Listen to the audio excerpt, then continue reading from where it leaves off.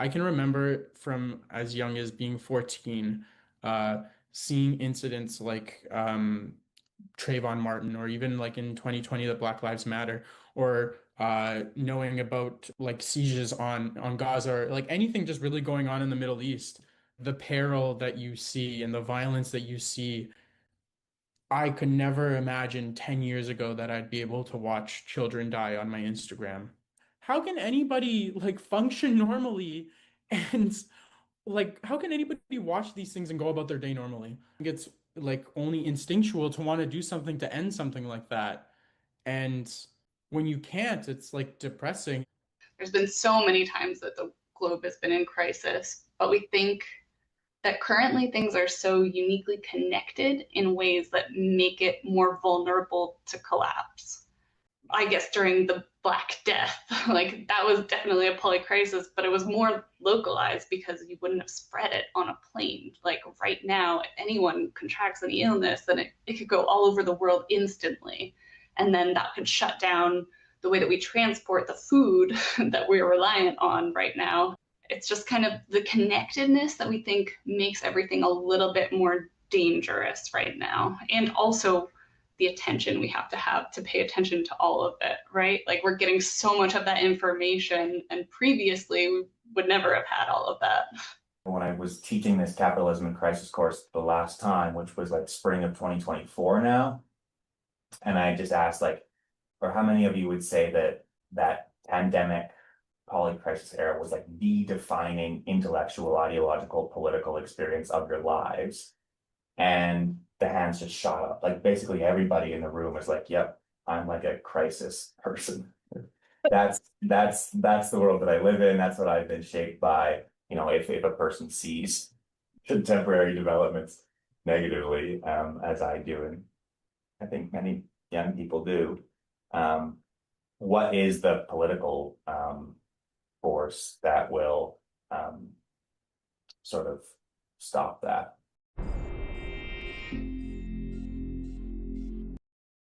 Remember from as young as being 14, seeing incidents like Trayvon Martin, or even like in 2020, the Black Lives Matter, or knowing about like sieges on Gaza, or like anything just really going on in the Middle East. The peril that you see and the violence that you see, I could never imagine 10 years ago that I'd be able to watch children die on my Instagram. How can anybody like function normally and like how can anybody watch these things and go about their day normally? It's like only instinctual to want to do something to end something like that. And when you can't, it's like depressing. There's been so many times that the globe has been in crisis, but we think that currently things are so uniquely connected in ways that make it more vulnerable to collapse. I guess during the Black Death, like that was definitely a polycrisis, but it was more localized because you wouldn't have spread it on a plane. Like right now, if anyone contracts any illness, then it could go all over the world instantly. And then that could shut down the way that we transport the food that we're reliant on right now. It's just kind of the connectedness that we think makes everything a little bit more dangerous right now. And also the attention we have to pay attention to all of it, right? Like we're getting so much of that information, and previously we would never have had all of that. When I was teaching this capitalism and crisis course the last time, which was like spring of 2024 now, and I just asked like, or how many of you would say that that pandemic poly-crisis era was like the defining intellectual, ideological, political experience of your lives? And the hands just shot up. Like basically everybody in the room was like, yep, I'm like a crisis person. That's the world that I live in. That's what I've been shaped by. If a person sees contemporary developments negatively, as I do, and I think many young people do, um, what is the political force that will sort of stop that?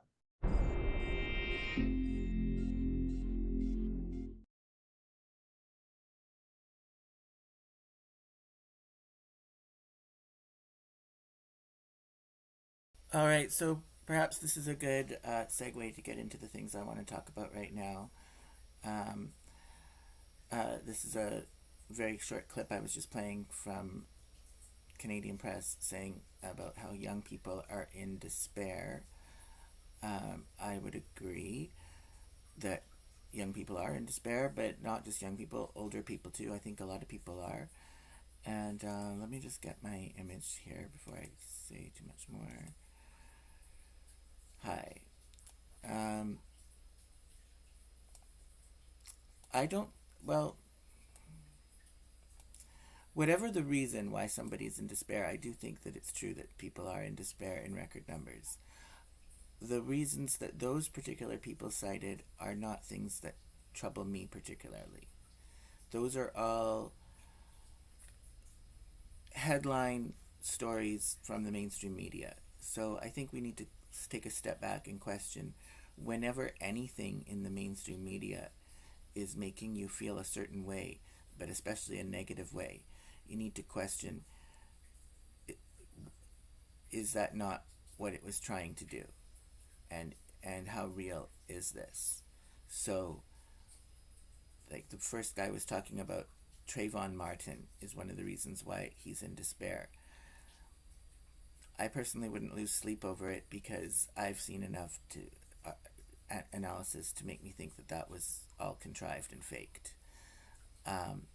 He cited Black Lives Matter as something that puts him in despair. Me too, but probably not for the same reasons. I mean, I remember going to a Pride event in Vancouver, Pride Run and Walk with my husband, when was it, like 2018, I guess. And at the very front of the march was a group of people with a big flag for Black Lives Matter. So it would make it look like anybody who was part of this event was a walk for Black Lives Matter. Nobody even had any idea that that was going to be there. They were there for a Pride Run and Walk. So, I mean, I don't support Black Lives Matter. I don't support how they've taken over gay pride events, especially in Toronto with their smoke bombs and things. I mean, and I do believe that all lives matter, not just black ones. Like, I don't believe in picking one identity category and saying that that group's issues are more important than another group's. So I would be in despair over Black Lives Matter too, but probably not for the same reasons he is. What was the other thing he talked about?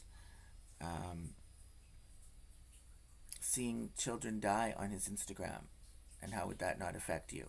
Well, of course it is going to affect you, but again, maybe you need to take a step back from that and like don't watch children die on Instagram, right? And then the young woman was talking about how COVID-19 is something that is upsetting, and how it can be transmitted so easily and could shut down the whole world. Sure, that's troubling too. Again, I think a lot of that was much ado about nothing. I never got vaccinated and I never got sick. So, and I tried my best not to wear a mask, although that was difficult where I lived. You could be attacked for not wearing a mask. But certainly it was, whatever one's take on it, whether you believed in it or not, whatever you thought about it, it was very distressing. And I do think that that was an event that has permanently changed human culture and society. There was one before that, though, in my living memory. 9/11, September 11th, 2001, was also a pivotal point that really undermined quality of life. The world just has never been as good after that, but it really got bad after COVID.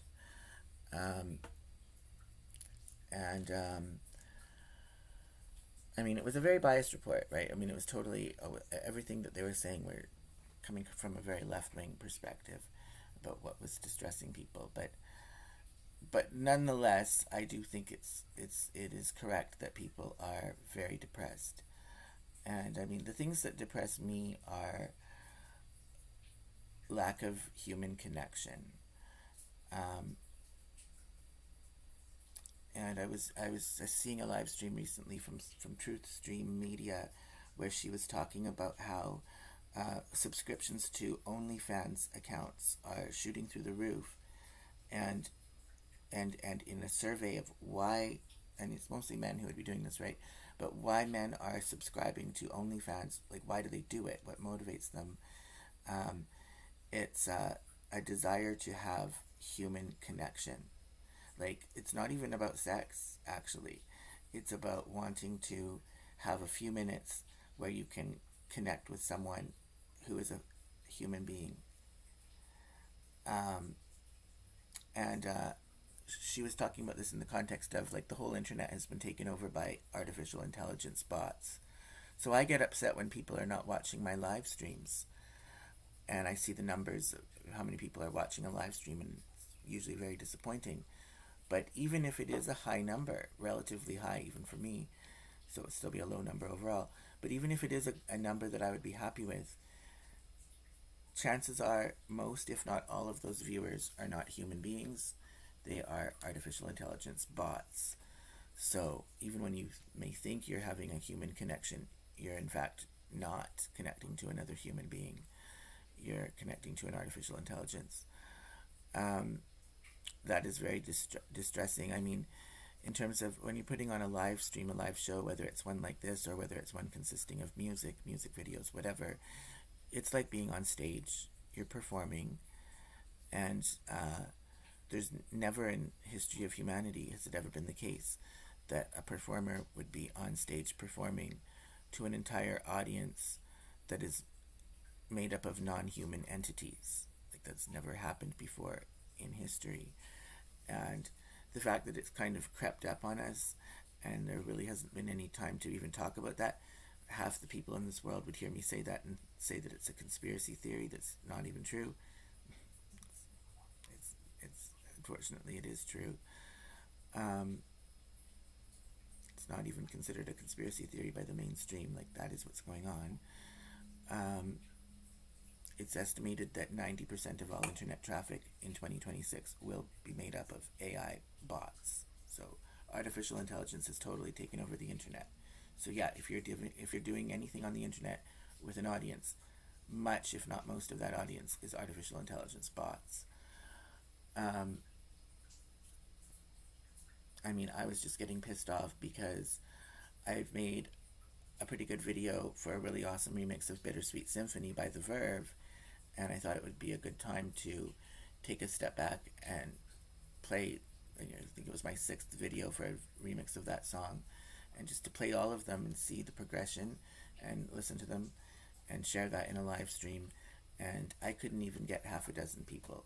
Again, questionable whether they were people, most likely they were bots, but I couldn't even get half a dozen bots to pay attention to a live stream of one of the best rock songs of all times. Bittersweet Symphony is beautiful. It's a real, it's one of those songs that really punches above most of the rest of the contemporary music, and then remixed by some of the really best DJs in the world. And you can't even get half a dozen people to listen to that. And again, not people, even bots. So that is depressing. And I just deleted my Grindr. Oh God, great! I just deleted my Grindr profile. Just deleted it outright because I find that, again, it's overwhelmed with bots. These are transsexual bots, transgender bots, and that's the vast majority of the interaction that you get. I thought it was just me, but then other guys were saying, no, that's how it is for everyone. And pretty much the only way that I can get past that is I do find that there's more human interaction when you first initially create your account. So before the algorithm gets to it. So just delete your profile and then a week later reactivate it, and then you can have maybe a chance of having a human connection again. I was getting pissed off though too that the humans that I was connecting with were so compartmentalized. One guy wants to give me a blowjob, but I wouldn't be allowed to do anything to him. Another guy wants me to give him a blowjob, but he wouldn't do anything to me. Another guy just, wasn't interested outright because I had the wrong body type. Um, Another guy wanted to do everything with me, but to let his wife watch. Like, I'm not going for any of that, okay, people? I'm not doing any of that. I'm a human being. I'm not a piece of meat for you to play with for your wife's viewing pleasure. Like, I'm not, like, where do you have the chance to meet someone to form a meaningful connection with, and possibly even a relationship? Like, that seems to not really be in the realm of possibility. Um, the fact that you have to, that no matter how hard you work, you're never going to have enough money to afford a basic standard of living. The fact that, if you're living in a city like Vancouver, it's going to take you minimum 2 hours to get anywhere that you need to go. Um, just like every which way that you look at things, it's just a really terrible time to be alive. And I don't see any reason for optimism. And I've tried every different approach. I've tried positive thinking. That doesn't yield any results. Try negative thinking. That actually yields better results than positive thinking many times. But I mean, nothing is really jolting me out of this horrible reality that I'm in, and that evidently most people seem to be in.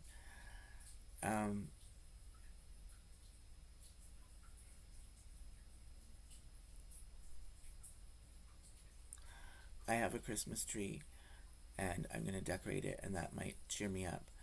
And I'm not giving Christmas presents to anyone this year because people don't deserve it. So on that note, I'm going to end this with YouTube because I don't want to keep it going on YouTube. I'm doing this on YouTube and Rumble at the same time.